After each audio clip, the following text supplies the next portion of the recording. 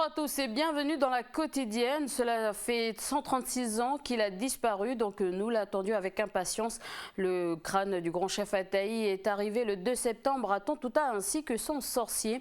Donc grâce à la caméra de Jamie Waimo, nous avons suivi cette arrivée jusqu'à la tribu du Petit Kouli à Saramea. Mais on en parle dans notre rubrique C'est bien de chez nous avec Duke Menango.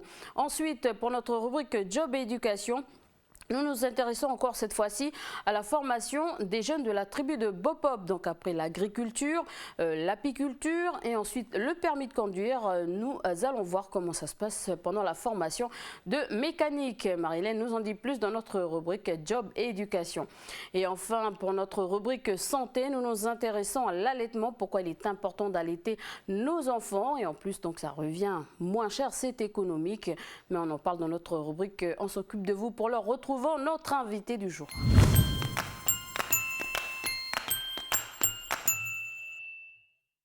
Alors Stéphanie Larocque-Laborde, bonjour. Bonjour Élise.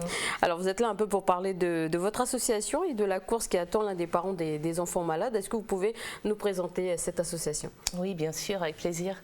Cure Our Kids NC, c'est une association qui est dédiée au soutien des enfants de Nouvelle-Calédonie atteints de cancer et au soutien de leurs parents, de leur famille. Voilà. D'accord. Alors combien d'enfants sont concernés et est-ce que vous pouvez nous parler un peu des cancers qu'il y a eu? Oui, donc chaque année, c'est en moyenne 12 nouveaux enfants qui sont diagnostiqués d'un cancer en Nouvelle-Calédonie. Donc environ un par mois. Et les types de cancers les plus fréquents chez les enfants, c'est la leucémie, le cancer du sang. Ensuite, il y a les cancers du système nerveux central avec les cancers du cerveau notamment, et puis après d'autres cancers, des cancers qui touchent d'autres organes. Mais ils sont vraiment différents, les cancers des enfants sont vraiment différents des cancers des adultes. Et c'est à partir de ce constat-là que vous avez créé cette association, à savoir que rien n'est fait justement pour ces enfants ou ces parents? Rien n'est fait, on ne peut pas dire ça, mais pas grand-chose existait. Pas grand-chose existait par rapport à l'énorme difficulté et l'énorme détresse que rencontrent ces parents. Donc il était vraiment nécessaire d'offrir un accompagnement amélioré. Et notamment lors de l'évacuation à Sydney, parce que ce qu'il faut savoir, c'est que quand un enfant est atteint d'un cancer en Calédonie, il ne peut pas être traité ici. Le traitement intensif se fait obligatoirement à Sydney. Et ça dure très longtemps, en moyenne 1 an. Donc, alors concrètement, comment vous accompagnez justement ces parents et ces enfants? Alors, une grande majorité de nos services sont mis à disposition des familles qui sont à Sydney, quand les enfants sont à Sydney, parce que c'est là qu'il y a les besoins les plus importants. Donc on met des services en place pour aider au lien avec la famille ici.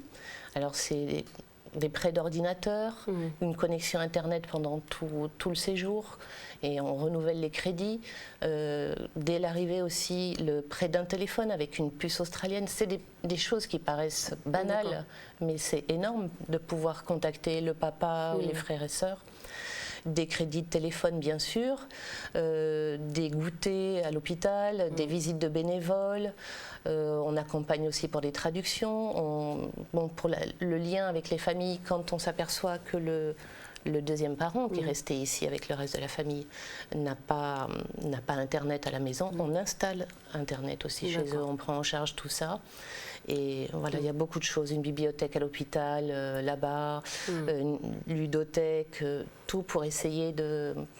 Alors justement, cela a un coût, je pense. Comment vous fonctionnez financièrement? Est-ce que vous fonctionnez avec des subventions comme toutes les associations ou ça vient carrément de la poche? Comment vous fonctionnez? Je pense qu'un peu comme toutes les associations, ça vient d'un petit peu partout. Donc il y a un accompagnement, certes des subventions institutionnelles. Il y a la province sud, le gouvernement, la province nord et des mairies qui nous aident un peu, mais ça ne suffit pas à financer donc le budget annuel de l'association.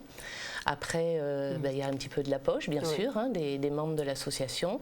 Et puis, il y a la générosité du public, d'autres associations locales aussi qui nous aident, des clubs de service ou Voilà, c'est la générosité. Alors, en dehors de l'esprit un peu médical, est-ce que des animations sont faites justement pour que les enfants puissent un jour se dire, de rêver un peu, d'oublier un peu cette maladie ou ce mal qu'ils ont en eux? Oui.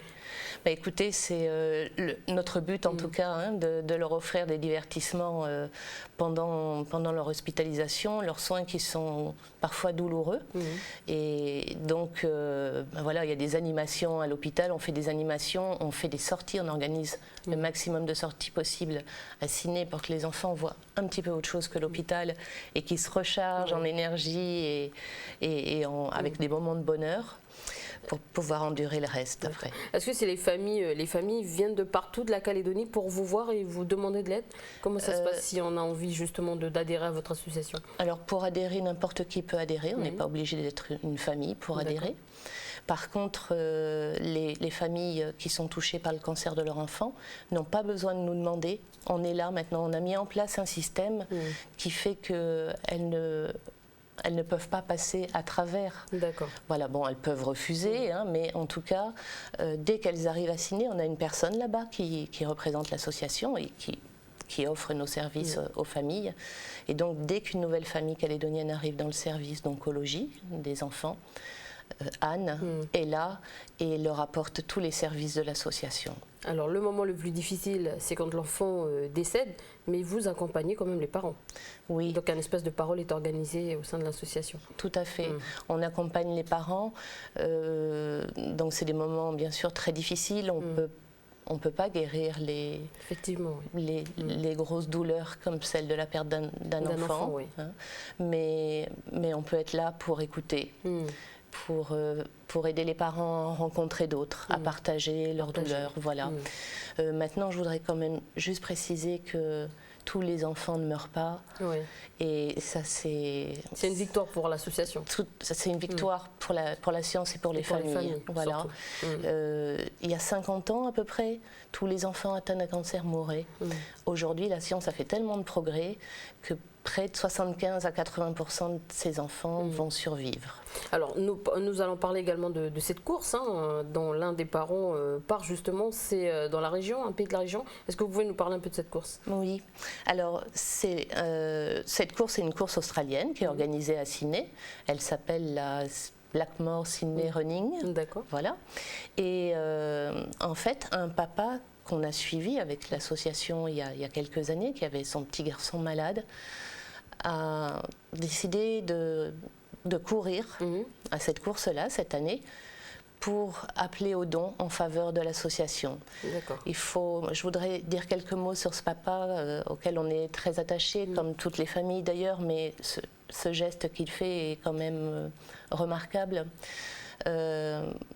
Henri Hamou a perdu son petit garçon en novembre 2011. D'accord. Et avant le décès d'Axel, qui était donc en traitement contre le cancer à Sydney, il a souhaité participer à cette course alors que son petit était à l'hôpital. Il y est allé, il a quitté l'hôpital quelques heures et il a couru. Et pour souligner le courage de son petit garçon et de tous les enfants qui se battent contre le cancer. Et là, voilà, il y retourne. Et cette course va se dérouler quand exactement? Le 21 septembre, dimanche 21 septembre. Voilà, si vous voulez le soutenir, eh bien, appelez l'association. Vous avez emmené des petits bracelets pour terminer cet entretien. On va parler de ces petits bracelets. À quoi servent ces petits bracelets? Alors, ces petits bracelets, ça nous aide à récolter des fonds pour financer nos actions. Ils sont dans des petites boîtes qu'on dépose dans les commerces qui les acceptent. Hein. Donc c'est 300 francs le petit sachet, il y a trois bracelets. Et voilà, quand les gens les portent, on sait qu'ils ont donné des petites pièces pour soutenir nos actions. D'accord. Alors pour terminer réellement cet entretien, est-ce que vous avez un message à passer donc aux Calédoniens? Oui, je voudrais juste dire aux Calédoniens que la vie d'un enfant n'a pas de prix, mais que les circonstances parfois font l'aider à garder le sourire, ça a un coût. Et si les Calédoniens ont envie de soutenir tous ces enfants malades, de soutenir ce papa qui part courir pour l'association, eh bien écoutez, faites un don pour l'association et soyez assurés qu'il sera bien utilisé en faveur de ces enfants et de leur famille. Un numéro de téléphone peut-être pour compléter l'information? Oui, le 75 73 79. Et sinon, on a un site web aussi, donc Your Voice Kids NC, et vous allez tomber sur notre site. Et la page Facebook, bien sûr. Non, d'accord. Non, ça c'est pas. C'est pour après. Voilà. Ok. Merci donc Stéphanie Larocque-Laborde d'être venue nous parler de votre association. Merci d'avoir accepté cette invitation. Merci beaucoup à vous. Allez, on passe tout de suite à l'agenda du pays.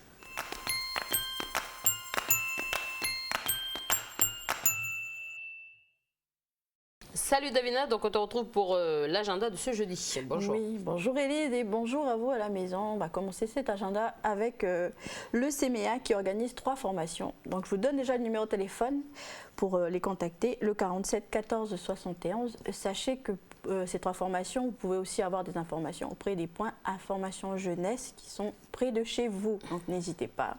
Ces 3 formations correspondent donc à la base BAFA qui sera mise en place du 11 au 18 octobre pour la clôture des inscriptions le 26 septembre. L'approfondissement du BAFA activités culturelles et artistiques proposé du 4 au 9 octobre. Clôture des inscriptions le lundi 22 septembre. Et puis l'approfondissement BAFA surveillant de baignade proposé cette fois-ci du 5 au 12 novembre. Clôture des inscriptions le 10 octobre. Voilà Élise. Voilà, j'espère que vous avez noté les numéros de téléphone et les dates. Quant à nous, on va du côté de la Foi pour une journée porte ouverte. Oui Élise, on parle de la journée porte ouverte de l'association Il était une fois un jardin. Donc ça se passera le dimanche 28 septembre du côté donc du jardin de Méharé de 9h30 à 16h30. Pour ceux qui ne connaissent pas le site, eh bien, quand vous venez de Nouméa, il faut prendre la première à droite et puis tout droit sur 5 km et vous arriverez donc au site. Sur place, vous seront proposées donc diverses animations. Il y aura des conférences, des expositions notamment qui seront mises en place et puis bien sûr vous retrouverez les objets d'artisanat aussi. Voilà, c'est l'occasion de faire le plein de plantes aussi. Quant à nous, on poursuit avec une invitation à se mobiliser pour une bonne cause du côté de Koumak. Oui, tout à fait. Là, on parle de l'association calédonienne de soutien aux malades du cancer qui organise en association donc avec la mairie de Koumak une journée de rassemblement pour former donc un grand ruban rose. Ça se passera le 1er octobre à 17h dans les jardins de la mairie de Koumak. Cette année, on rappelle que, comme toutes les autres années, il faut sensibiliser les femmes à aller se faire dépister parce que le cancer du sein frappe encore et toujours. Il y a autant de cas que les autres années, donc il faut que ça cesse. Il faut se faire dépister et dans ce sens, ça s'inscrit la mobilisation pour former ce grand ruban, pour sensibiliser un peu les mamans du pays. Voilà, j'espère que le message est bien passé. Il faut y aller donc du côté de Koumak. Et on poursuit donc dans l'agenda du pays. Oui, on poursuit avec, on va du côté d'Yaté cette fois-ci. Je vous emmène car l'association des intervenants culturels de Yaté, en association avec la mairie d'Yaté, ils organisent une journée découverte des plats kanak. Donc voilà, ça se passera le 4 octobre du côté de la tribu d'Ounia. Un numéro de téléphone pour ceux qui souhaitent peut-être avoir des infos, le 46 01 51. Et puis ils vous attendent de 8h à 15h du côté d'Ounia. Alors petit rappel, on va d'abord à Koné. Le club olympique organisera demain un tournoi de beach volley et de beach soccer. Donc voilà, il y a 2 numéros de téléphone pour ceux qui souhaitent s'inscrire. Alors le beach volley c'est le 768 772 et puis pour le beach soccer le 702 161. On rappelle que c'est ouvert à tous, hommes comme femmes. Voilà, ça se passera du côté de la plage de Fouet à Koné.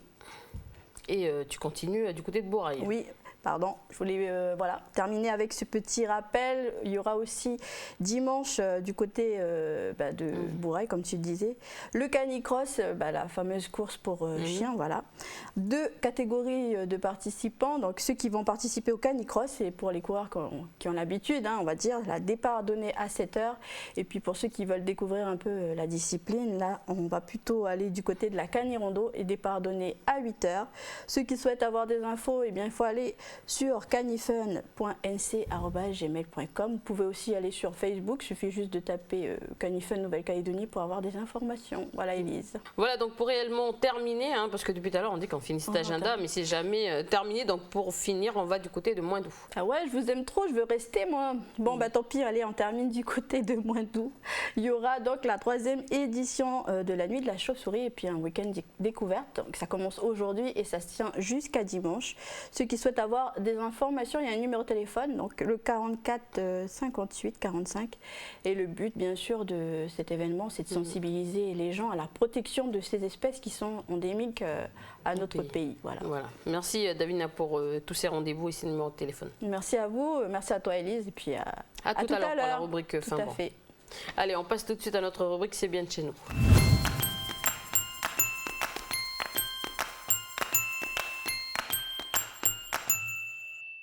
Bonjour Diouk, donc le crâne du vieux Ataï est de retour au pays, de retour chez lui. Donc aujourd'hui, c'est ce vieux qui est à l'honneur dans notre rubrique C'est bien de chez nous. Bonjour Élise, bonjour à vous à la maison. Alors Élise, le grand-père Ataï, il est connu de toutes les âmes du pays. Et puis ce qui nous a légué, Élise, on va dire que ce qui nous a légué a une portée supragénérationnelle, une portée qui dépasse toutes les générations.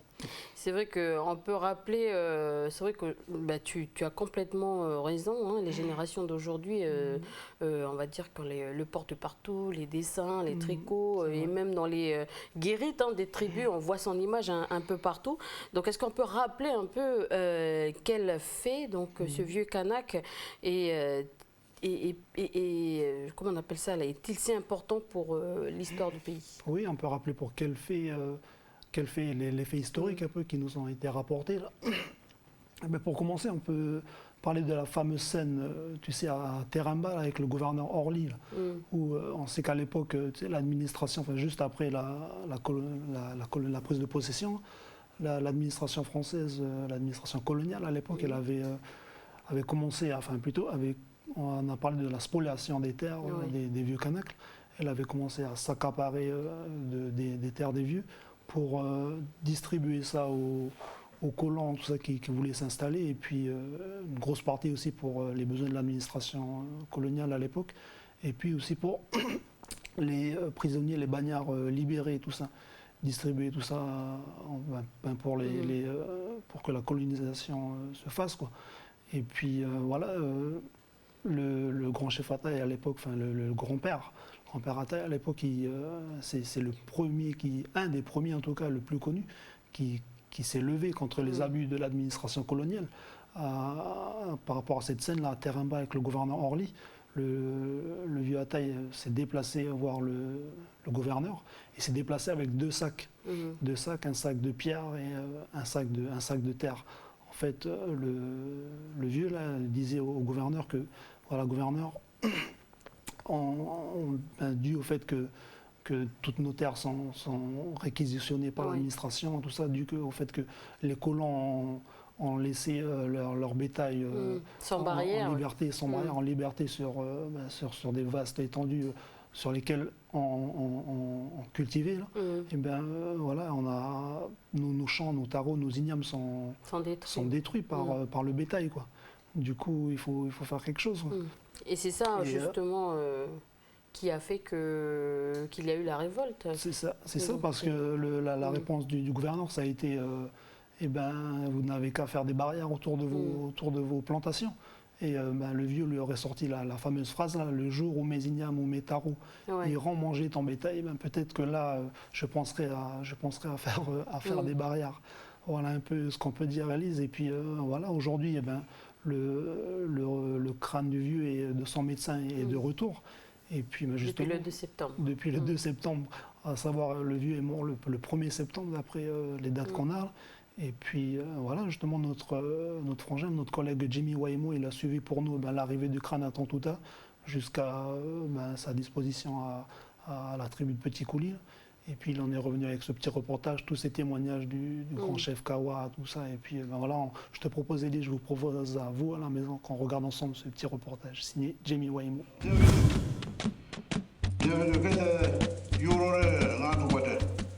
Hier, on a vu les sculptures du peuple maori qui rentrent chez lui. Cette année, c'est la sépulture du vieux Ataï et de son garde du corps. Et aujourd'hui, 4 ans après, on a retrouvé les restes du grand chef et de son sorcier. Et on a fait tout le travail pour que ce moment puisse se réaliser. Et nous, maintenant, il faut que nous, on le fait aussi la même chose pour participer avec le peuple kanak sur la coutume, sur la vie de tous les jours. Et puis en même temps, dire qu'à partir d'aujourd'hui, nous allons pouvoir, bien sûr, travailler ensemble.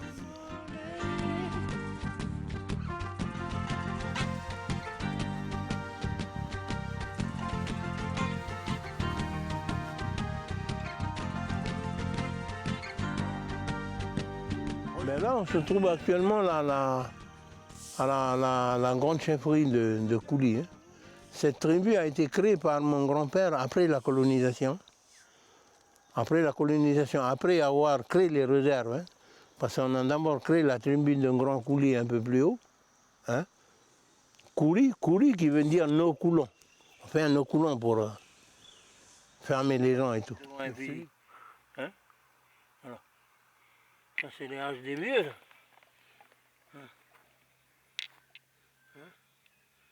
Ben, le grand chef Ataï, c'est un des frères des vieux. C'est des frères. Hein. Il est ressortissant du clan d'Aouli. Ils sont familiers, disons, avec les grands-pères. Tout ça, c'est des frères. Quoi. Voilà. Nous, on dit grand-père. Voilà l'endroit. L'emplacement de la case du vieux, c'était là. L'emplacement de la case du vieux grand-père Ataï, c'était là. Et moi, mon grand-père, c'est de l'autre côté de la rivière. Le père de papa, c'est en face de l'autre côté. On voit encore l'emplacement de la case et puis les sillons d'Ignam. C'est l'ancienne tribu, c'est Wanaha, Wiriha. Wiriha qui veut dire vous avez parlé, en langage tieni. Et donc, c'est de là que ça a commencé comment je veux dire, sa révolte, quoi. Suite à, bien sûr, l'occupation des terres qui a été faite par, disons, l'administration par les ressortissants du bagne de Fonwari.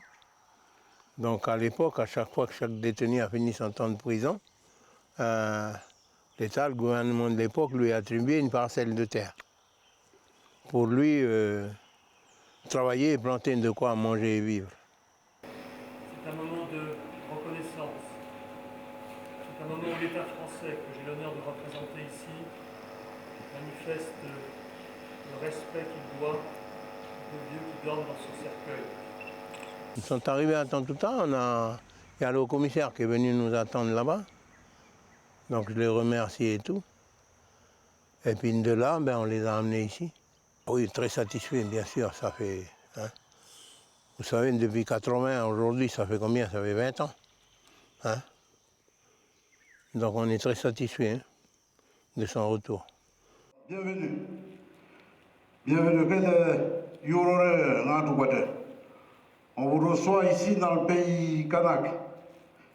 Ici sur la terre sur votre terre. Sur la terre de ceux qui étaient avant vous, de vos arrières. Et nous sommes les 6e génération. Après vous, bienvenue. Et le grand chef a dit aussi, on s'adresse au grand chef Kawa, à tout le clan d'Aouri, voilà, le mot du grand Diwa. Voilà, on ouvre le chemin. On ouvre le chemin, Doubia ouvre le chemin, il a ouvert le chemin. La coutume qui a été faite au grand chef du pays de Doumbia, c'est un signe de remerciement de leur attente sur leur terre dans le sud, du retour du vieux. C'est tout simplement ça, quoi. Puis en même temps, on leur a demandé que maintenant le vieux il est revenu, il faut que tout le monde parle toutes les aires coutumières parlent une seule et un même langage. Je pense que Le Sénat coutumier a été l'organisme qui a poussé ce travail pour qu'il arrive à terme aujourd'hui. Donc ça fait, je pense que c'est une démarche qui a débuté il y a 6 ans. Et aujourd'hui, on est là pour aboutir à ce travail. Maintenant, la présence de chefferies qui ont représenté les secteurs, parce que la 8e, c'est la chefferie de Karachou, la chefferie qui accueille. Je pense que nous sommes là aujourd'hui parce que c'est un cas de conscience. La conscience nous interpelle sur ce passé, notre histoire. Ils ont fait pour que nous soyons reconnus. Et depuis 1878, le grand chef Ataï est rentré dans l'histoire. Et la génération d'aujourd'hui complète à sa façon cette histoire-là en écrivant le socle commun des valeurs kanak. Et c'est une des principes qui fait qu'on soit là aujourd'hui. Chaque délégation, quand elle est arrivée, la parole qui a été dite, c'est que bien sûr tout le monde, enfin d'abord la parole de remerciement pour les démarches qui ont été faites pour enfin que le vieux puisse retourner sur sa terre, ici en Kanaki. Et puis en même temps, dire qu'à partir d'aujourd'hui, nous allons pouvoir, bien sûr, travailler ensemble. Comme nous, on a aussi l'avantage que nous, on a une vie coutumière. Donc quand il y a des coutumes dans les autres pays, ou comme ici, là, il y a les Kanaks qui ont une coutume, pas sur n'importe quelle coutume, mais voilà, comme aujourd'hui, c'est une coutume importante qui concerne le pays. Donc nous, on doit participer en tant que Wallisiens et Futuniens sur ce genre de coutume qui est très important pour la vie de demain, pour que tout le monde sait qu'est-ce que nous, on fait de notre coutume. Est-ce que nous, on fait la coutume seulement chez nous, ou on peut faire aussi la coutume ici, chez les Kanaks, ici dans le pays. Parce que Ataï, c'est le père de ce pays. C'est celui qui symbolise la résistance à la colonisation. C'est celui qui a mené le combat et qui a donné sa vie pour ce pays, pour la terre. Ce qu'il représente, c'est plus que la Kanaki. C'est la résistance de tous les peuples à travers la planète. Donc c'est ce tout petit pays, à travers l'univers, à travers la planète, qui représente aujourd'hui un combat qui est un combat universel. Et c'est pour moi ce combat universel que représente le grand chef Ataï. Voilà, c'est là l'endroit où grand-père a tué le Galibat Bok. Il était en haut. Il était en haut sur la butte là-haut. Puis vous voyez arriver à cheval. Puis il l'a laissé venir, jusqu'à quand il est arrivé tout près là. Puis il a tiré le coup de fusil. C'est d'ailleurs la raison pour laquelle ils ont, enfin d'après ce qu'on dit toujours, ils ont coupé sa tête et puis ils l'ont emmené en France pour étudier. Parce que pour eux, c'était quelqu'un de très intelligent, comme vous venez de le dire. C'était étonnant pour eux de 1853 à 1878 ici, il y a presque 30 ans, sinon 30 ans. Hein? Dans le nord, la découverte de la Calédonie, 1853, et ici, 1878. Alors, ils ont presque fait toute la Calédonie, puis enfin, arrivé au centre, ils ont trouvé quelqu'un qui a fait face à la colonisation. Et c'est justement là qu'ils ont fait beaucoup de prisonniers. Il y a beaucoup qu'ils ont fait emprisonner, qui ont été envoyés à l'extrême sud, là-haut, à l'île des Pins. Une grande partie aussi à l'extrême nord, à l'île de Bélep, en bas. Sans compter ceux qui ont été envoyés au détroit de Torres, en Australie, et puis aussi aux îles Gambier à Tahiti. Et la chefferie de Kalagomène nous a reçus et nous a donné un endroit. Et ça fait que on a toujours vécu dans cet endroit jusqu'au...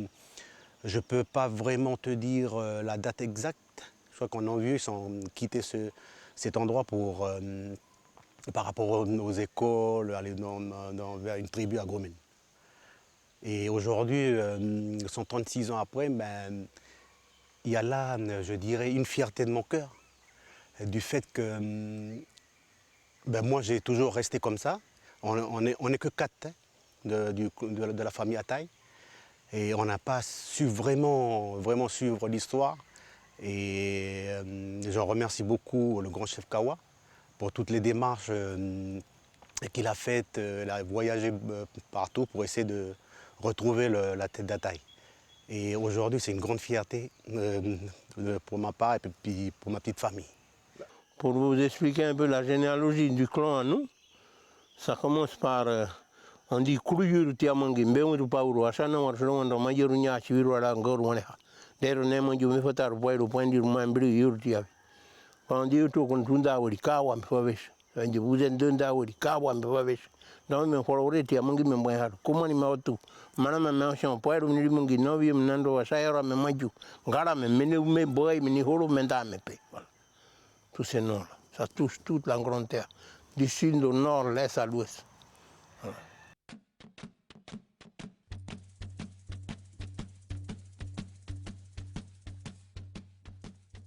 Ben pour le Vendendeuil, on doit le remettre sur sa terre d'origine, quoi, son ancienne tribu, qui se trouve pas loin de l'embranchement de Farino.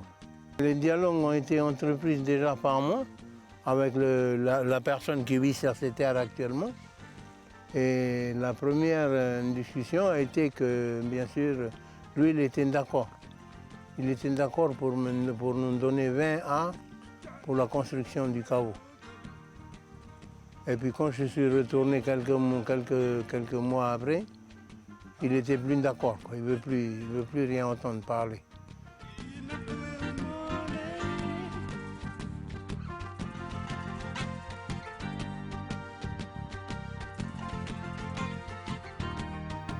Voilà, aujourd'hui le crâne des vieux repose à la maison commune de Petit Coulis. La famille donc peut s'y recueillir.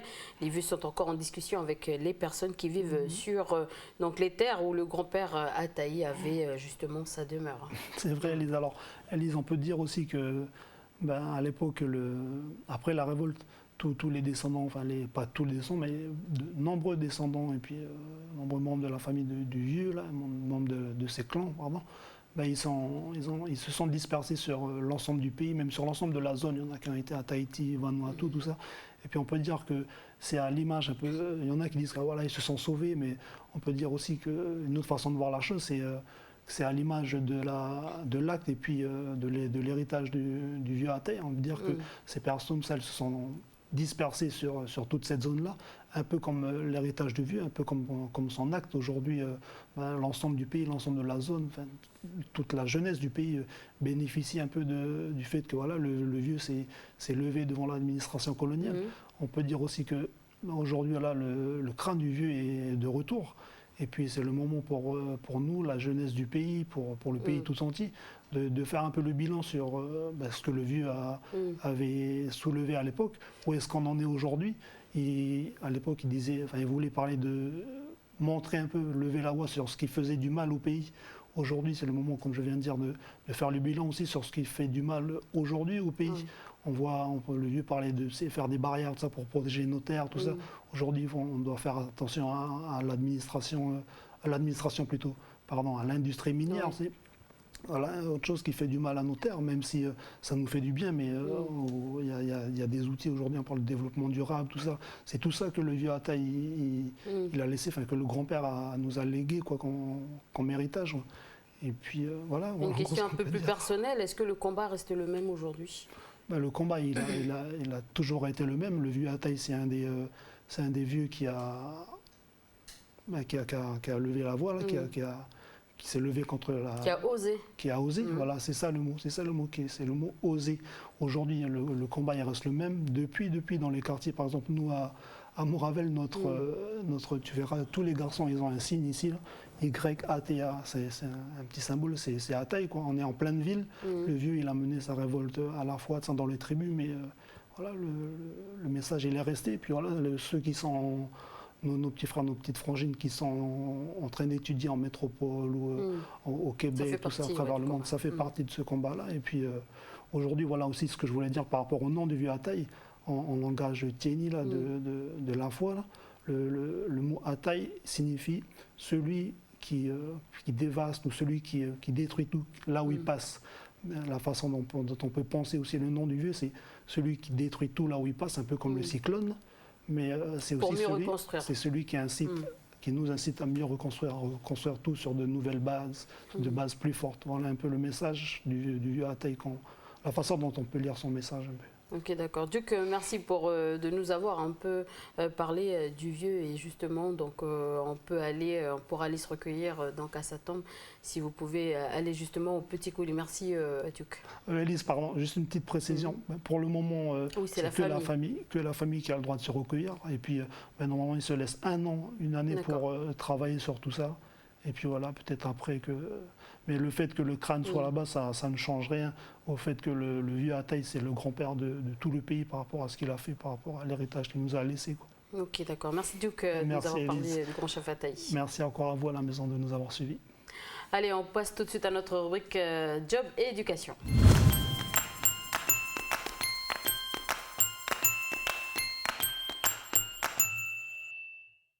Bonjour Marie-Hélène, on te retrouve pour un nouvel épisode de la série sur le chantier environnement de Beaupop. Oui, bonjour Élise et bonjour à vous fidèles téléspectateurs. Alors c'est vrai qu'on va savoir ce qui s'est passé depuis toutes ces dernières semaines pour les jeunes stagiaires de Beaupop. Tu te souviens que la dernière fois, on les avait quittés lors de l'atelier apiculture. Oui, je m'en souviens, les stagiaires avaient même récupéré une colonie d'abeilles en forêt dans un vieux tronc. C'était génial quoi. Ben oui, parce que moi je trouve ça incroyable que de nos jours on puisse encore trouver comme ça une colonie d'abeilles dans la nature, quoi. C'est assez exceptionnel, surtout que tu sais que lorsqu'on veut produire du miel, la majeure partie des gens, ils achètent en fait un essaim d'abeilles. Et ça a un coût d'ailleurs. Alors est-ce qu'ils ont réussi justement à produire du miel au mois de juillet? En fait, pour le moment, si tu veux, les choses avancent doucement mais sûrement. Ce que je peux te dire, c'est que sur les 5-6 ruches qui ont été construites donc, par les stagiaires, il y en a 2 au jour d'aujourd'hui qui sont habitées. Voilà. Et puis, ils sont même allés rechercher, si tu veux, une autre colonie d'abeilles en forêt. Voilà. Ouais, donc, ils mettent toutes leurs chances de leur côté, on va dire, pour qu'il y ait une production de miel. Voilà, pour la fin du stage, en fait. La fin du stage, Alors, la récolte de miel se fera juste avant la fin du chantier environnement. C'est une bonne nouvelle, ça. Normalement, c'est prévu, effectivement, pour les mois d'octobre-novembre. Donc, ça devrait bien se goupiller, tout ça. On espère, en tout cas, pour eux. En tout cas, là, aujourd'hui, tu nous proposes un petit extrait de reportage qu'on a déjà vu dans la chronique précédente. Oui, parce que du coup, si tu veux, l'idée c'est, comme tu disais tout à l'heure, à la fin du stage, ils vont pouvoir montrer le fruit de leur travail, donc tout le monde va être content de tout ce chemin parcouru. Et Aurélie, donc tu sais qu'elle était allée filmer les stagiaires lors de l'atelier apiculture. On va revoir un petit extrait de ce reportage, c'est tout de suite.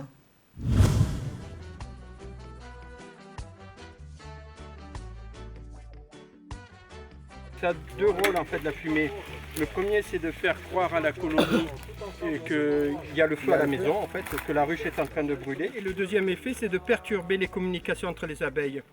Elles communiquent entre elles par des phéromones, et donc des odeurs. Et ces odeurs vont être camouflées par la fumée. Donc elles ne comprendront plus les messages que leur envoient les sentinelles. Nous ici à la tribu, quand on va pour les miels en forêt, c'est difficile pour nous pour attraper. Parce que il n'y a pas d'équipement, tout. C'est nature. Et voilà, moi je cherche comment on fait pour attraper les abeilles. Attraper, puis voilà, mettre dans les autres ruches, déplacer. Le tronc est coupé ici, on voit qu'on est au niveau du nid. Donc on va redresser le tronc tout simplement. On va mettre la ruche dessus sans le fond de la ruche. Et on va enfumer, taper dans le tronc d'arbre. Les abeilles vont monter à ce moment-là et elles vont aller dans la ruche qu'on aura mis au-dessus. L'apiculture, elle est aidée, entre autres ici, par la province Nord, qui donne des aides, qui a mis en place également des techniciens qui sont basés à Beaugen et qui suivent les apiculteurs qui s'installent dans la province Nord. Et on espère que ça se produira ailleurs, dans d'autres tribus également. Et tu sais, d'ailleurs, Élise, qu'il y a même un jeune qui a envie de tenter l'aventure, de devenir apiculteur. C'est un bon courage. De toute façon, il va le devenir. Écoute, on y croit. J'espère pour lui en tout cas, parce qu'on a besoin d'apiculteurs au pays, parce qu'on demande toujours beaucoup plus de miel qu'il n'y en a en fait. Donc c'est un créneau porteur. En tout cas, la formation va lui permettre justement de réaliser ses projets. Et puis, tu sais, ce qui m'a plu un peu dans ce projet, cette découverte d'activités, elles sont différentes, justement pour aider les jeunes de la tribu de Bopop à trouver un chemin, et puis voilà, trouver un but dans la vie, et puis voilà quoi, avec leur habitude à la tribu. Oui, oui, c'est vrai. Et tu as vu, beaucoup d'ailleurs, beaucoup de ces activités peuvent se faire en fait en total respect de l'environnement. Je pense au maraîchage, l'apiculture dont on vient de parler. Il y a également la menuiserie, bien évidemment, c'est aussi possible. Bon, après, tu as la mécanique, bon, c'est un petit peu moins, moins possible, mais en tout cas, on peut faire en sorte que le métier soit exercé dans le respect aussi de l'environnement. Oh, et puis beaucoup de monde ont des voitures maintenant en tribu, donc du coup, d'avoir son petit garage à la tribu, ça peut être pas utile. Mal. Voilà. C'est clair.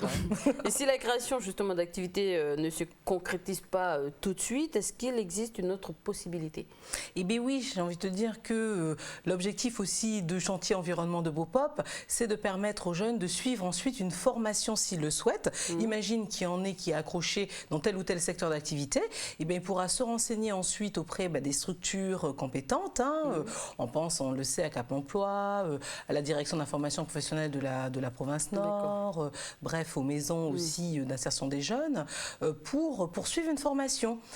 Puisqu'ils auront donc décroché le fameux certificat de formation générale qui équivaut à un niveau CAP, eh ben c'est la porte ouverte justement vers des formations. Alors, on a vu dernièrement que les stagiaires étaient donc à Koné pour avoir le fameux permis qui s'avère être utile si on veut exercer justement une activité professionnelle. Exactement, donc il y a le permis, effectivement, on l'a vu, il y a ce fameux certificat professionnel de formation générale qui est utile. Et puis, ma foi, aujourd'hui, l'autre étape va être effectivement de démarrer ou pas une activité. Donc, moi, je te propose qu'on les rejoigne dans un atelier mécanique auquel ils ont participé ces dernières semaines. Donc, c'est Aurélie qui était à leur côté. On va regarder tout de suite son reportage. On a du travail là, normalement. C'est pas des gros modules, ceux-là. Ok, donc si tout le monde a le travail, vous mettez vos équipements, on va en atelier et puis on attaque. Nous sommes ici dans l'atelier mécanique qui nous a été prêté par le collège de Koné. Nous sommes donc à l'ALP. Donc, dans le but de faire une présentation mécanique pour les jeunes de la tribu de Bopop.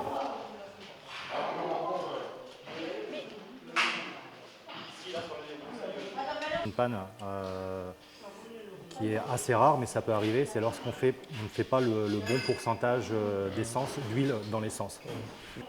Le moteur il serre, et là, quand c'est comme ça, il faut démonter le cylindre piston, changer la segmentation, et puis dessus. Sur celui-là, il y a la bougie, donc vous allez démonter la bougie et on va regarder s'il y a d'allumage. Le but de ces 3 jours, c'est de leur faire découvrir un petit peu le monde de la mécanique, les métiers, les faire toucher surtout, puisqu'on ne fait pas énormément de théorie. Donc dans l'atelier, on a plusieurs petits modules, donc ils voient comment démonter une courroie de distribution, comment démonter un turbo, comment démonter des plaquettes de frein. On voit également le petit matériel débroussailleur, tronçonneuse, taille-haie. Voilà comment se démonte le moteur, quelles sont les pannes les plus fréquentes qui arrivent sur ce genre d'appareil.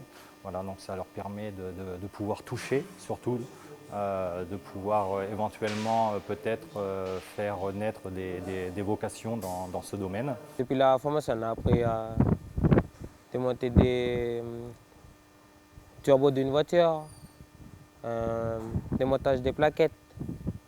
Tu as une méthode à suivre quand tu resserres, surtout quand tu refais le montage. Et après, parce que tu as combien de boulons? 10. Et chaque vis, il faut qu'il ait un chiffre. Tu commences par 1, après tu fais 2. C'est un schéma. Tu fais un schéma pour monter. À la fin de son module, ils seront capables de démonter et de diagnostiquer une panne sur des moteurs tels que les débroussailleuses, les tondeuses, puisque je leur apprends les pannes liées à l'allumage. Ils apprennent également à faire le pourcentage d'essence pour mettre dans ces appareils-là afin d'éviter les serrages des moteurs. Je leur explique qu'est-ce que c'est que le serrage d'un moteur, comment ça se fait, comment le réparer, le cas échéant. Pour changer les plaquettes de frein, c'est tout simple, il y a juste à les tirer. Okay. Celle-ci là, tu la tires vers toi, okay. Et celle-ci là, tu vas la tirer dans ce sens-là. Démontage en plaquette de frein, après démontage en monte en formateur, il vient voir si c'est bon, après on remonte, on met en place. On met en place un remontage d'une plaquette de frein. Chaque pièce de voiture, on démonte et on remet en place.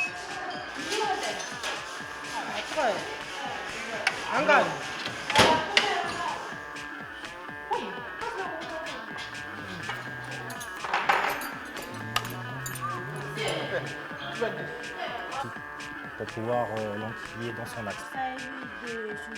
Pour éviter de faire en sorte, pour éviter que le piston tape.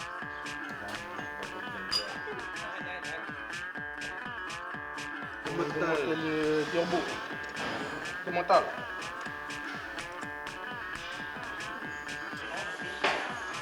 L'intérêt, c'est de faire naître chez eux, pas une vocation, mais un petit goût. Un goût pour les métiers de la mécanique, parce que c'est vrai qu'en province Nord, on recherche beaucoup de mécaniciens. Pendant les prochaines vacances, au mois d'octobre, on passera encore une semaine complète à faire de la mécanique. Et puis également, on fera un petit peu d'informatique, des montages d'unités centrales sur les ordinateurs pour voir quelles sont les pannes qu'on peut trouver sur les ordinateurs. L'atelier que j'ai plus aimé, c'est l'atelier du turbo, démontage du turbo. J'ai beaucoup aimé ce que j'ai fait à la mécanique. Et ça refait des remises à niveau. Voilà, merci. Voilà, donc apiculture, permis de conduire, la mécanique, ils auront tout appris, hein, les jeunes de Pop-Up. En tout cas, moi, ce qui m'a impressionné, c'est les filles. Hein. Ils ont mis la main à la pâte et puis elles sont courageuses. Hein. Elles vont pouvoir dépanner la famille hein, si leur voiture tombe en panne. Bah oui, t'as vu ça. Puis elles n'ont pas rechigné en plus de ça à découvrir en tout cas tout cet atelier. T'as vu lorsqu'elles sont avec le moteur et tout, là, elles étaient de se débrouiller.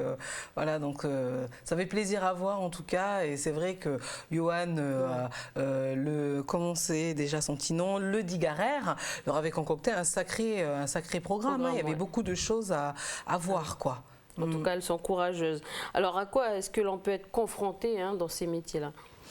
Eh ben, en fait, si tu veux, là, l'objectif, hein, comme il le disait, c'était de leur faire aimer, avoir envie d'aller plus loin dans ce métier de mécano-auto, et puis aussi de réparateur de petit outillage.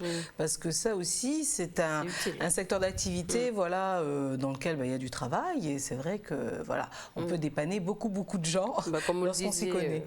Et comme on le disait tout à l'heure, justement, ça permettra aux garçons de faire des petites réparations au quotidien. Hein, comme on sait que le village se trouve à des kilomètres, comme par exemple Beaupop, et bien voilà, ils sauront réparer une voiture quand elle tombe en panne chez eux à la tribu. Eh ben oui, hein, et puis tu as vu, ils vont savoir, enfin ils ont vu en tout cas hein, durant cette semaine d'initiation comment on démonte la culasse d'une voiture, comment on démonte, si tu veux aussi, il y avait quoi d'autre, les courroies de distribution pour finir avec les voitures, excuse-moi Élise, et puis le réglage aussi des soupapes. Et oui, tu fais bien de parler aussi de l'outillage qui est la débroussailleuse, il y en a beaucoup ici au pays, donc de voir comment on démonte et remonte ce type d'appareil aussi, c'est utile. Puis il n'y a pas que ça, il y a les tondeuses. Ben oui, il y a les tondeuses qu'on utilise beaucoup ici. Les tailles et les tailles et aussi. Alors justement, est-ce que certains stagiaires ont accroché et quelles sont les formations justement qui sont possibles ?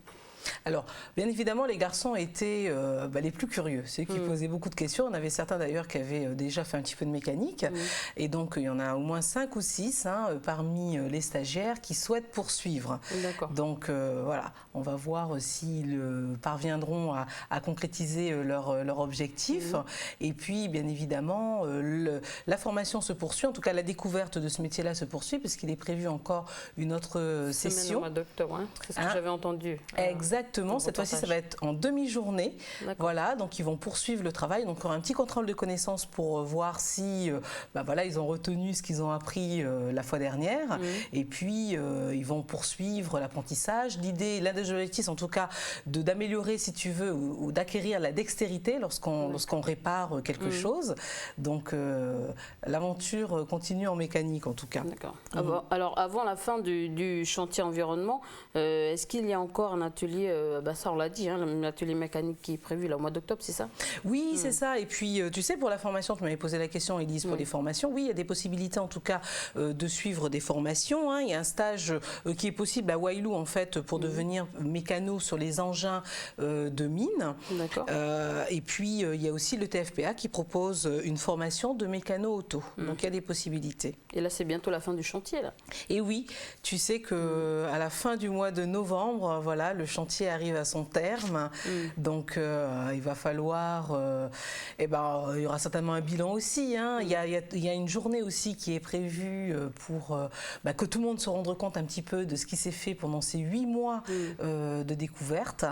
Donc voilà, les semaines sont vite passées quand même. Hein. Voilà, qui sait, peut-être qu'ils vont soit créer leur entreprise ou trouver du travail. En tout cas, l'apprentissage aura été justement complet, hein, ça on peut le dire, hein, parce qu'en plus des ateliers, les 13 stagiaires ont également appris à se servir d'un ordinateur, à avoir quelques bases de maintenance, à rédiger un rapport de stage et en plus à présenter un projet à l'oral. C'est pas mal pour oui, parce que ce sont des choses qui vont servir pour la vie de tous les jours. Donc tout était pensé de manière très concrète, qu'il s'agisse des maths, du français. Et puis tu sais que c'est vraiment une première, hein, cette dynamique-là, puisque voilà, tout ça s'est mis en place avec l'accord des coutumiers qui souhaitaient faire quelque chose pour ces jeunes. Donc voilà, on espère que la dynamique se poursuive et elle devrait se poursuivre pour justement que des choses puissent se faire au sein de la tribu. Et dans les autres tribus aussi, s'ils le souhaitent. Voilà, en tout cas, on croise les doigts pour tous ces stagiaires, qu'ils atteignent justement et concrétisent leur projet pour leur vie. Et justement, on termine cette chronique en faisant un point formation pour ceux qui veulent encore faire des formations. Alors, s'inscrire surtout. Exactement. Tu sais que dans le domaine de l'animation, on recherche beaucoup d'animateurs et d'animatrices. Donc voilà, chers téléspectateurs, jeunes, peut-être même moins jeunes, vous êtes attendus. Sachez qu'on a besoin de vous pour les prochaines vacances, pour les grandes vacances aussi de l'an prochain. Donc il y a une formation qui est proposée et organisée par l'association Omnisport de Népouy. Hein, donc ça débutera au mois d'octobre. Élise, hein, on va donner les petites dates du 13 au 20 octobre. Vous pourrez suivre la formation pour devenir animateur. Hein. On sait que le diplôme, c'est le BAFA. Voilà. Alors, pour les personnes qui sont intéressées, vous pouvez composer les numéros suivants, le 47 34 97 ou bien appeler le 28 15 05.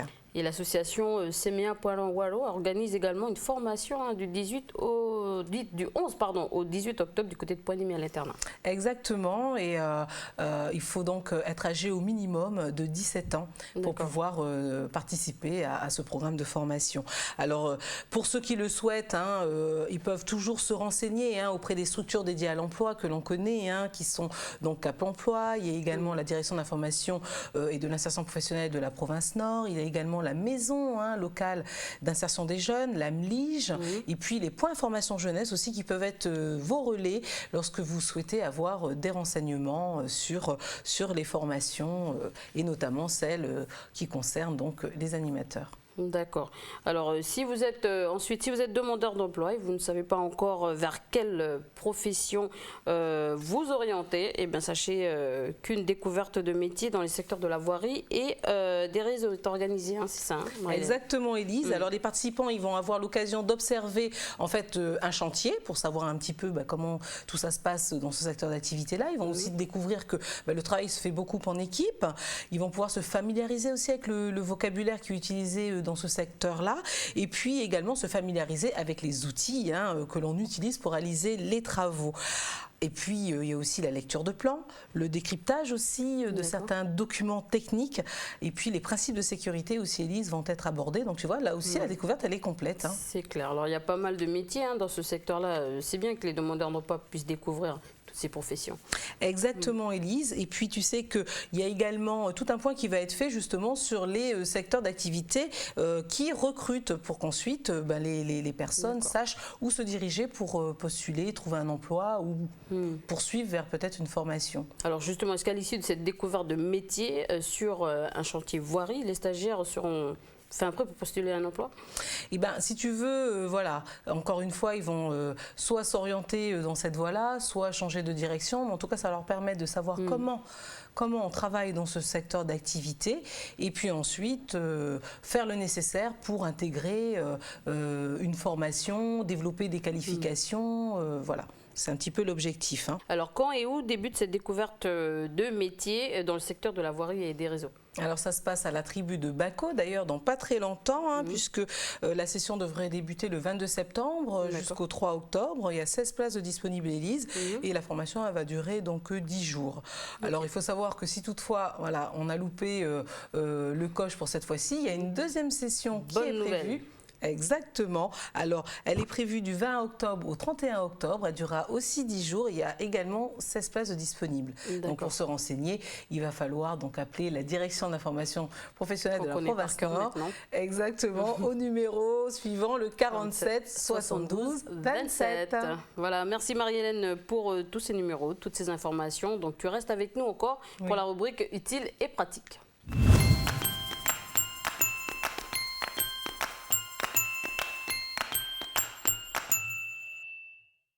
Est-ce que tu sais, Élise, que l'on peut manger du sel sans s'en rendre compte? Ah bon, mais comment c'est possible ça? Bah oui, parce que c'est vrai que ça peut paraître complètement bizarre, parce qu'on a le goût du sel sur la langue, donc on se dit, tel aliment, il a du sel. Et bien ça suffit pas, Élise. Alors comme quoi par exemple? Parce que je sais qu'il y a des aliments où il y a du sel, mais on adore manger quand même. Alors tu penses à quoi? Je sais pas, les chips... Quoi, par exemple? Il y a beaucoup de choses dans la soupe, dans le bouillon, dans tout ce qu'on mange. Les biscuits apéritifs. Les biscuits, voilà, tout à fait. Les canapés et tout ça. Là, il y a du sel partout en fait, mais même si on le sait, mais voilà quoi. On les mange. Alors ça, ce sont les aliments déjà identifiés. Voilà. On sait qu'ils comportent pas mal de sel. Mais il y en a d'autres où on ne se doute pas du tout qu'ils sont salés alors qu'ils contiennent du sel. Alors je vais te les citer. Il s'agit donc de la margarine, du pain. Le soyo, le magi, on sait que ce sont des sauces qui sont assez salées, mais voilà, on a tendance à l'oublier. Il y a également la charcuterie, le fromage. Quoi d'autre encore, Élise? Tu as cité les soupes préparées. Très bien. Les conserves aussi, tout ce qui n'est pas préparé en conserve, il y a énormément de sel aussi là-dedans. Même la mayonnaise, la moutarde et la sauce tomate. Mais en plus, ce sont des aliments qu'on mange souvent, ça. Eh bien oui, regarde l'eau en bouteille, on en boit souvent de l'eau en bouteille. Tu sais qu'il y a du sel dans certaines eaux. Mais je crois qu'on va boire l'eau de la rivière alors, s'il y a du sel dans les bouteilles.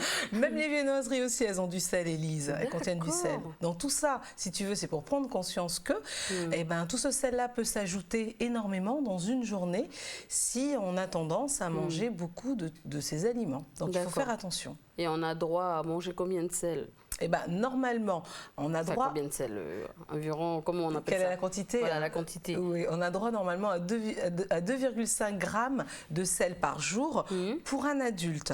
Et il ne faut pas dépasser en fait les 5 grammes par jour. D'accord. Voilà. Et on ajoute moins de sel dans ces plats. On choisit, comment on choisit les aliments justement? J'ai envie de te dire qu'il faut regarder les étiquettes. Il faut faire attention donc lorsqu'on fait ses courses à ce qu'on va acheter. Et puis ensuite, il va falloir bien évidemment faire attention aux associations d'aliments lorsqu'on va préparer la cuisine. Et c'est là effectivement que voilà, on peut avoir des petits soucis. Mais t'inquiète pas, c'est simple quand même. Il faut simplement prendre l'habitude d'eux. Et puis voilà, faire attention à ce qu'on va mettre voilà, dans ses petites poêles et dans sa casserole. Alors justement, est-ce que je peux remplacer complètement le sel?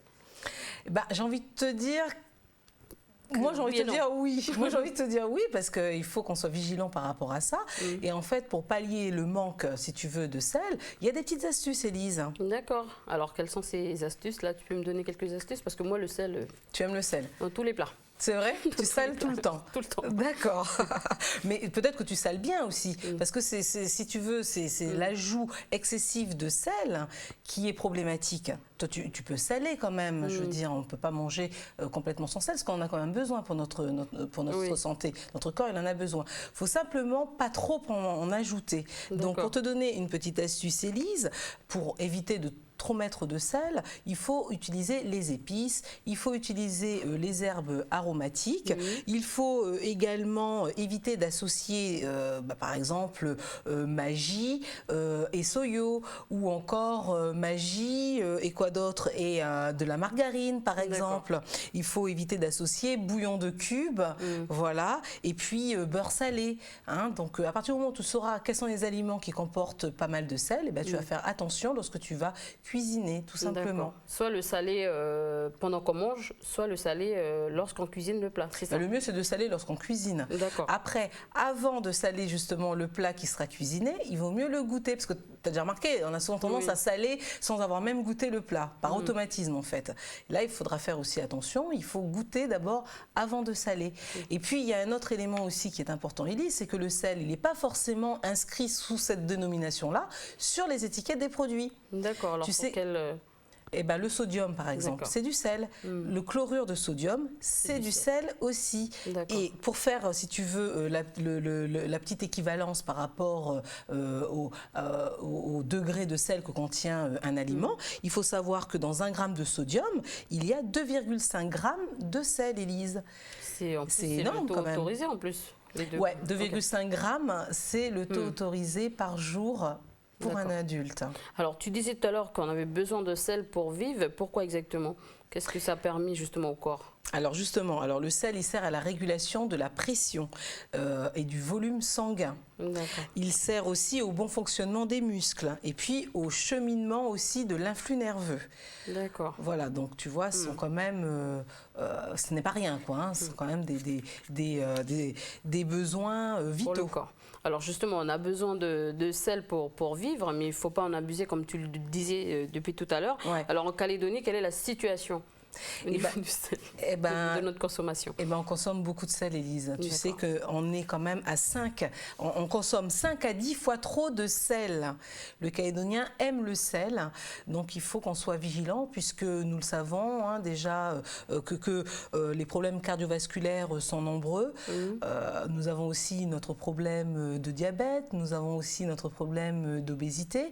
Donc il faut qu'on soit vigilant pour notre santé, pour vivre en bonne santé et vivre vieux en bonne santé aussi. Les problèmes cardiovasculaires, ça, on est champion pour ça ici. Exactement. Et tu sais que justement, trop de sel augmente en fait la tension artérielle. Donc le risque, on l'a dit, c'est donc la maladie cardiovasculaire, mais aussi les AVC, l'accident vasculaire cérébral.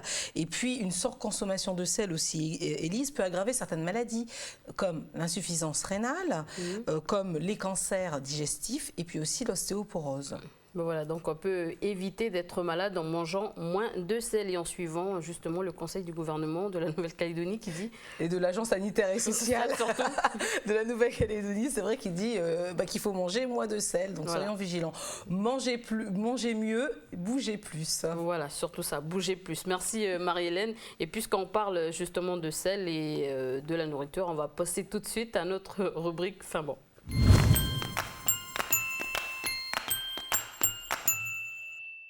Alors Davina, qu'est-ce que tu nous proposes aujourd'hui de bon? Alors aujourd'hui, je vous propose qu'on parle de la soupe. Ça te dit, Élise? J'adore la soupe. Ok, alors la soupe qu'on connaît tous, c'est un mets qui peut se manger froid ou chaud, que l'on peut servir d'ailleurs, qu'on l'on sert d'ailleurs au début du repas. Et puis il faut savoir que dans la plupart des soupes traditionnelles, tu vas toujours retrouver les mêmes ingrédients. En général, c'est toujours des légumes, de la viande, ça peut être du poisson ou autre. Et puis des matières grasses, là tu peux mettre du lard, du beurre, c'est pour donner un peu de goût. Une soupe peut être claire ou liée. Donc si elle est claire, c'est que à la base elle est faite avec du bouillon. Et puis préparée, tu rajouteras de la viande de boucherie. On peut aussi retrouver des soupes avec des fruits à l'intérieur. D'ailleurs, je ne sais pas si tu connais la fameuse soupe aux fruits rouges. Non, je ne connais pas. Tu ne connais pas, je te ferai goûter, tu vas voir, c'est excellent. Alors c'est vrai qu'aujourd'hui on trouve des soupes prêtes en 2 minutes, qu'on connaît bien aussi d'ailleurs. Donc, mais à l'origine la soupe était comment en fait? Eh bien en fait la soupe à l'origine n'a rien à voir avec ce que nous on a l'habitude de consommer aujourd'hui. À l'origine eh bien ils mettaient une tranche de pain dans le fond de l'assiette. T'as vu, ils avaient les assiettes bien creuses là, ils mettaient la tranche de pain au fond et puis ils versaient du bouillon dessus. D'accord. C'était ça à l'origine. La soupe ça n'avait rien à voir avec ce que nous on mange aujourd'hui, qu'on prépare en 2 minutes comme tu dis là. Mais après, quand on a arrêté de mettre le pain, eh bien, le mot est resté pour désigner le bouillon et les légumes. D'accord. C'est pour ça en fait, qu'il y a eu... et la soupe porte toujours le même nom en fait. Et nos soupes instantanées justement qu'on connaît là maintenant, elles datent de quand? Alors elles datent de l'année 1870, là, quand l'Allemand Karl Knorr et que le Suisse, Monsieur Maggi ont inventé ces fameuses soupes instantanées faites à base de poudre lyophilisée, là, qui portent d'ailleurs le même nom que les inventaires. Voilà. Et puis dans la même période, on a aussi vu la création du bouillon déshydraté en cube qu'on trouve. Ah, ouais. Tu vois, puis là, je t'ai cité un Allemand et un Suisse, ça te prouve bien que partout dans le monde, on mange de la soupe, n'est-ce pas? Il n'y a pas que chez nous. Donc voilà, et puis d'ailleurs, dans ce reportage, je te propose aussi de voir comment on mange la soupe du côté du Maroc. Ça s'appelle la chorba, c'est un reportage de notre collègue Mara Lourde. Je vous propose de regarder.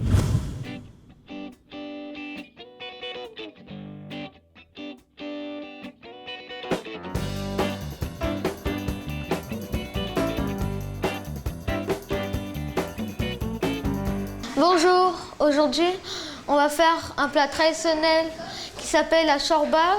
C'est un plat traditionnel de Maroc et on va le faire pour 18 personnes. Pour cette recette, on a besoin de 3 carottes, 3 courgettes, 16 clottes d'oignons, 2 oignons, 4 tomates, 10 gousses d'ail, 400 g d'haricots rouges, 400 g de pois chiches, 4 cuillères à soupe de cumin, 4 cuillères à café de curcuma, 4 cuillères à café de coriandre, sel, poivre, 3 cuillères à café de paprika, 4 litres d'eau.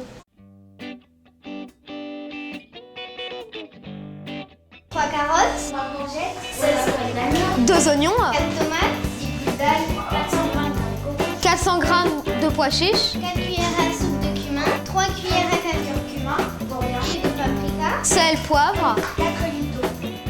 Première étape, on épluche les carottes. Deuxième étape, on épluche les oignons. Troisième étape, je vais éplucher 10 gousses d'ail. Quatrième étape, je vais émonder les tomates et je les mets d'abord dans l'eau bouillante. Et je les laisse tremper dans l'eau 5 minutes. Cinquième étape, je vais couper les carottes en petits morceaux. Sixième étape, je vais couper les oignons. Septième étape, je vais presser les gousses d'ail. Maintenant, on va éplucher les tomates. Et attention, c'est chaud. On remarque que la peau, elle s'enlève facilement. Étape suivante, nous devons presser les tomates. On passe à la viande. Donc, je sens l'os et je coupe le mou qui est donc la viande qui est autour. Quand on a fini d'extraire le jus, on va couper le reste de la chair de tomate. On fait la vaisselle au fur et à mesure, comme ça on ne se retrouve pas encombré à la fin. L'étape suivante, c'est de faire revenir les oignons. Le but, c'est que les oignons ils soient transparents. Là, maintenant, on va rajouter les tomates. On va mettre les épices dans la soupe. 4 cuillères de cumin. On va mettre 4 cuillères à café de curcuma. 4 cuillères à café de coriandre. Maintenant, je vais mélanger. Je vais rajouter les carottes. La viande. Les haricots rouges. Et le dernier ingrédient sont les pois chiches. On rajoute l'eau.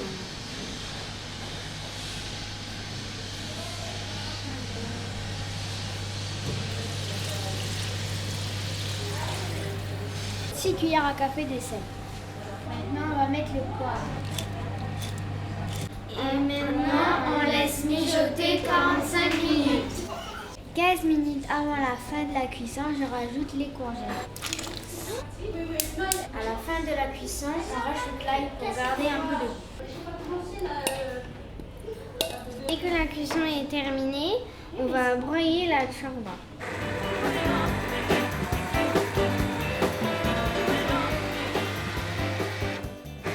Voilà, notre chorba est terminée. Bon appétit! Ah, merci les enfants pour cette chorba. Donc la recette a l'air plutôt simple, Davina. Oui, c'est vrai, ça a l'air assez simple à réaliser. Tu sais, là, on a vu la version marocaine du plat, mais elle peut se retrouver aussi en Algérie, au Maroc, en Tunisie ou en Libye. C'est pas spécifique au Maroc, je veux dire. D'ailleurs, cette soupe, elle est consommée pendant le ramadan. Ils la servent juste après le temps de prière. D'accord. Et puis, qu'est-ce que je peux te dire d'autre de nos jours? Elle est servie aussi dans les restaurants. C'est plus quelque chose qui reste propre à la famille. Ils partagent maintenant avec les étrangers en les servant dans les restaurants. La chorba, en général, elle est préparée à base de viande d'agneau, mais tu peux aussi mettre d'autres viandes comme par exemple le mouton. Tu peux y rajouter du vermicelle ou du fric. Le fric, c'est du blé un peu concassé. Et puis, bien sûr, tu vas y retrouver des légumes. Comme on a vu là, ça peut être de la tomate ou voilà, ce que tu as sous la main, tu le mets dans la chorba. D'accord. Alors justement, tu nous disais que l'on a trouvé justement, que l'on trouve au Maroc ou en Tunisie, en Algérie. On imagine que selon les pays, la soupe se fait différemment. Je te dirais plutôt que la différence, elle vient de ce que tu mets dedans. Elle vient des ingrédients vraiment, plutôt que de la façon dont tu la prépares. En Tunisie, par exemple, tu vas plutôt mettre du veau que du mouton parce que la viande, elle est moins grasse. Tu vas aussi pouvoir y trouver des pâtes de bœuf. D'accord. Pareil que c'est excellent. Je ne sais pas, je n'ai pas goûté, mais je te dirais. Et puis, elle est, à la façon tunisienne, elle est un peu plus piquante, la chorba, que ce que tu peux trouver en Algérie. Épicée, voilà. Par contre, la version algérienne, tu vas la trouver plus facilement. La chorba algérienne, elle est faite à base de fric, donc le fameux blé concassé, là. Et puis, tu vas y trouver également d'autres sortes de chorba quand tu la cuisines à la façon algérienne. Il y a notamment la chorba fadouesh, c'est fait avec du vermicelle, pardon. Et puis, le point commun de toutes ces chorbas, que ce soit tunisienne, marocaine ou autre, c'est qu'elle est épicée et puis que tu vas toujours y retrouver de la coriandre. Voilà. D'accord. Et on la retrouve que dans les régions du Maghreb? Non, Élise, tu vas aussi la retrouver par exemple en Roumanie, en Moldavie, aux îles Balkans. Mais dans ces pays, la soupe, elle est préparée plus avec du blé fermenté que du blé concassé. Tu vois. La petite différence, ça donne un goût différent aussi. Et en Turquie, il y a de nombreuses variantes. D'ailleurs, je sais que nos amis turcs, eux, ils préparent une soupe à base de tripes. C'est un petit remède qu'ils ont contre la gueule de bois. Si nos amis sont intéressés, non, moi ça ne m'intéresse pas. Bon, voilà une idée de recette à faire chez vous, chers amis téléspectateurs. N'hésitez pas. Et puis ici, en Nouvelle-Calédonie, on adore la soupe. C'est pas moi qui vais dire le contraire. C'est vrai, dans toutes les maisons, on mange de la soupe. Et puis, je voulais, pour terminer, lancer un petit appel. Si vous avez envie de nous partager vos recettes, n'hésitez pas, contactez-nous. On est preneurs. Voilà. Sur laquotidienne@nctv.nc. Merci, Davina. Merci, Élise. Et puis, à demain. À demain. Allez, on passe tout de suite à notre rubrique, on s'occupe de vous.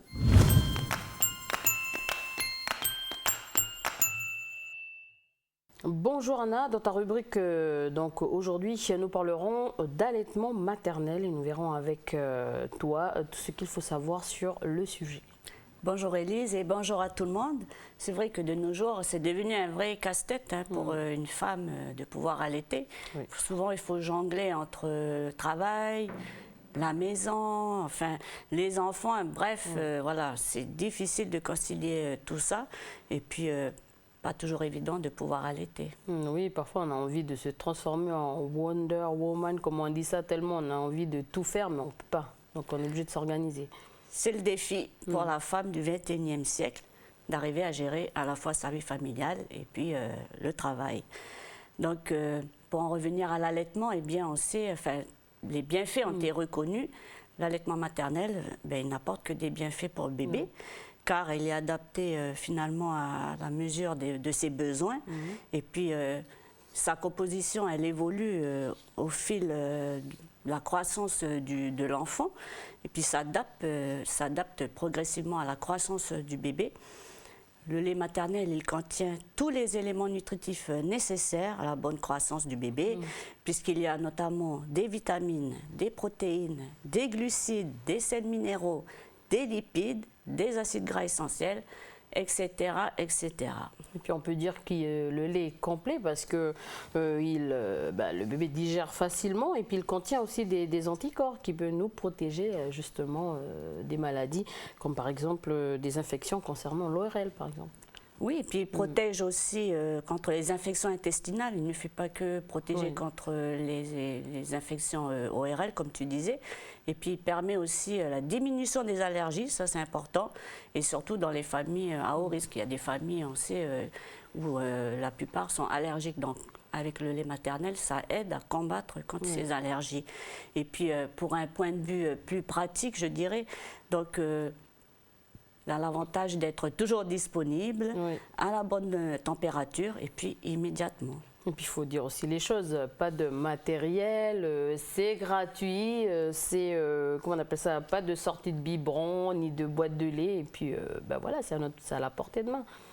Et puis oui, voilà, c'est pratique comme tu dis et puis outre les bienfaits pour le bébé, il y a aussi des bienfaits pour la maman, ça il faut le signaler aussi, puisque quand on allaite, eh bien, ça permet de perdre des kilos plus facilement, puisque avec l'allaitement, ça puise en fait dans les graisses qui ont été accumulées au cours de la grossesse, et puis aussi ça favorise la diminution des cancers du sein, des cancers du col de l'utérus et de l'ovaire. Donc c'est quand même important à signaler. Et puis à savoir aussi que si on donne même le sein juste 15 jours, eh bien ça apporte aussi un bienfait à la maman et au bébé, puisque pendant ces 15 jours-là, il y a une sécrétion qui est produite qui s'appelle l'ocytocine et c'est une hormone qui entraîne un effet relaxant. Donc ça rend la maman plus détendue. Donc voilà, il est quand même important de signaler ça aussi. Et puis il est préférable de donner le sein dès la naissance, juste après l'accouchement. Voilà, car ça permet aussi, justement, ça aide à la montée du lait. Donc voilà un peu toutes les petites infos concernant un peu l'allaitement maternel. Bon, depuis tout à l'heure, on a démontré justement les bienfaits de l'allaitement. Et puis on va encourager les futures mamans à allaiter leur bébé, justement en montrant des reportages, n'est-ce pas Anna? Oui, une de nos collègues, Aurélie Chiron, s'est rendue justement du côté de Kouawa. Elle a rencontré une maman qui allaite. Donc avec cette maman, ils ont pu avoir un échange et cette maman témoigne un peu, raconte un peu son expérience face à l'allaitement. Donc moi je te propose, Élise, et puis à vous aussi de suivre ce reportage d'Aurélie.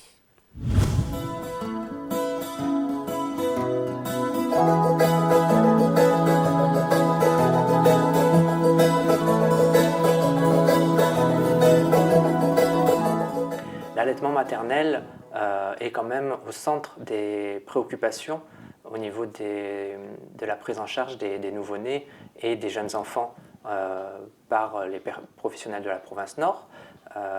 Il faut savoir que l'allaitement maternel est un des moyens de nourrir son enfant le plus adapté au nouveau-né.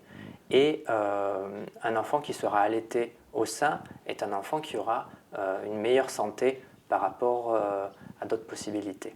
L'allaitement maternel, qui est une méthode d'allaitement qui est en recul en Nouvelle-Calédonie du fait du travail. Les mamans qui retournent au travail vont arrêter plus précocement l'allaitement maternel de leurs enfants, mais aussi par un effet de mode, de facilité, des mamans qui vont plus facilement se tourner vers des allaitements au biberon.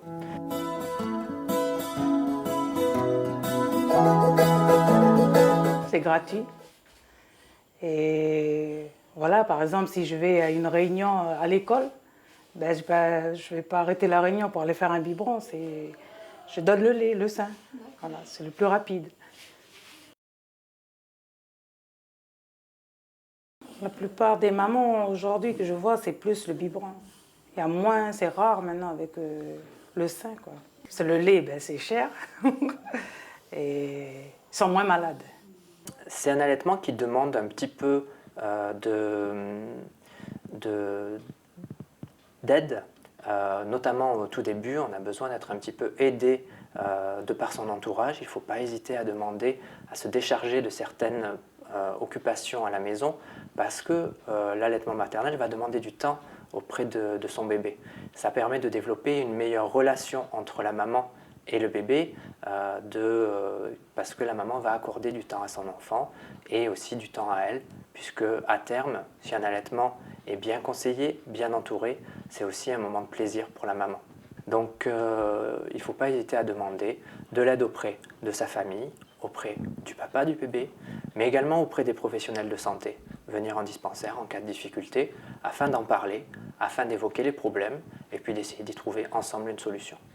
La plupart des petits désagréments de l'allaitement, des petits soucis qui peuvent être les crevasses, les douleurs à la mise au sein, sont des soucis qui sont pour la plupart du temps dus à une mauvaise position et qui ont besoin simplement d'une petite aide au tout début pour éviter que ces problèmes s'aggravent. Donc il ne faut pas hésiter, lorsqu'on ne se sent pas bien, qu'on met son enfant au sein, qu'on ne le sent pas bien, qu'on sent des douleurs ou quoi, à venir voir et à demander qu'on puisse replacer cet enfant.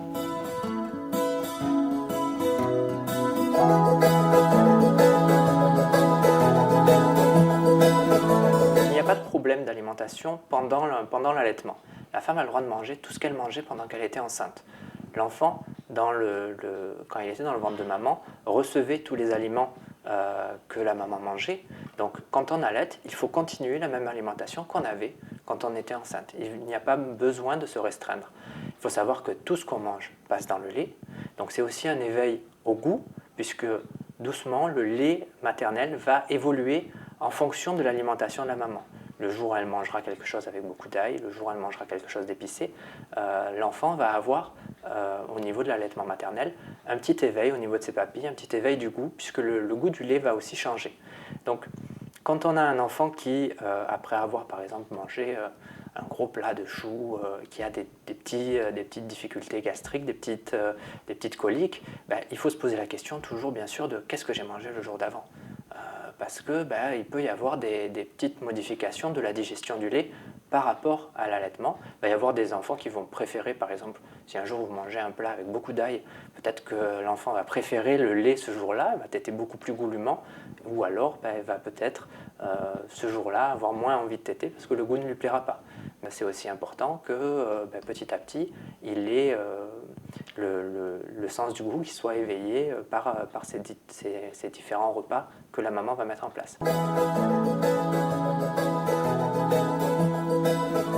Des conseils aux futures mamans qui vont allaiter, ne pas hésiter à demander de l'aide, à demander du temps auprès des familles qui parfois ne se rendent pas compte du temps qui est nécessaire pour allaiter, auprès du papa qui a besoin aussi d'être présent, de trouver sa place dans le couple et avec l'enfant, puisque l'arrivée d'un enfant est aussi une modification de l'organisation du couple. Pas hésiter à demander de l'aide aux professionnels lorsqu'on a des questions, il faut les poser, il faut avoir les réponses, savoir trouver les réponses, donc ne pas hésiter à venir voir, rencontrer les sages-femmes des dispensaires, les médecins des dispensaires, afin d'apprendre ces différentes choses.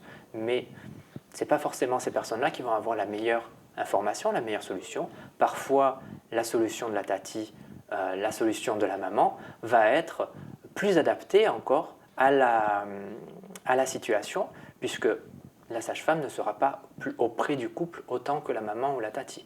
Donc, quand la maman, quand la tati, quand l'ami va donner une information, il faut l'écouter, il faut l'entendre. Si la maman juge qu'elle est adaptée à sa situation, il faut qu'elle la mette en pratique. Si elle juge qu'elle n'est pas adaptée à la situation, à ce moment-là, il faut essayer de trouver une autre information plus adaptée. Voilà, donc on peut rappeler que l'allaitement, c'est naturel, c'est sain, c'est adapté justement au développement du bébé. Donc, chères futures mamans, si vous avez des questions ou des petites appréhensions, n'hésitez pas à en parler avec votre sage-femme, n'est-ce pas, Anna ? Oui, il y a la sage-femme et puis il y a aussi l'entourage. On peut s'adresser à sa maman, à ses grandes sœurs, à la famille, à l'entourage, aux copines qui ont déjà donné le sein. Donc voilà, c'est un partage un peu et puis ça permet d'avoir des conseils si on a un peu peur, si on ne sait pas trop comment s'y prendre. Je pense aux jeunes mamans. Donc voilà, échangez, n'ayez pas peur, vous aurez beaucoup de conseils qui vous seront donnés. Et puis enfin, une info, il faut savoir aussi que chaque année, il y a la Semaine mondiale de l'allaitement, donc, qui se fait. Donc pour l'année 2014, c'était du 1er au 7 août. Et au niveau local, sur le territoire, il y a aussi quelque chose qui se fait. Donc c'est du 13 au 17 octobre. Et là, il y aura des actions menées, je parle en particulier pour le Nord, donc il y aura des actions menées au sein des différents dispensaires avec les sages-femmes, les puéricultrices, etc. Donc les mamans, les futures mamans, venez donc dans ces dispensaires où il y aura des actions menées. Ça sera justement un temps pour échanger, pour demander, pour se conseiller, pour avoir des conseils, etc. Donc voilà. Retenez bien les dates et puis n'hésitez pas à y aller. Voilà, n'hésitez pas, c'est du 13 au 17 octobre. Merci Anna. Au revoir Élise. Voilà, c'est avec ce sujet sur l'allaitement que se termine cette émission. Merci de nous avoir suivis. Tata à tous.